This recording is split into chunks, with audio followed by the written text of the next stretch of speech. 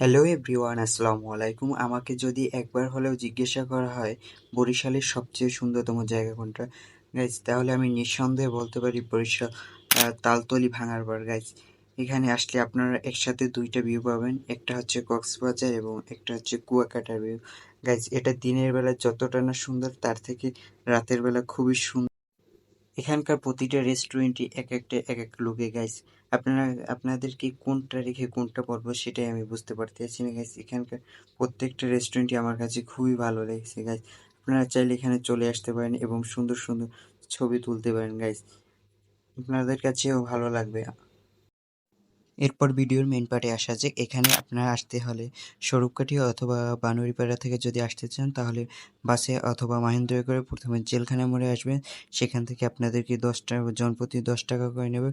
অতএব আপনাদেরকে 250 থেকে 300 টাকা খরচ হবে এখানে আসতে। চলুন এবার আমরা পাখির চোখে একবার হলেও দেখে আসি।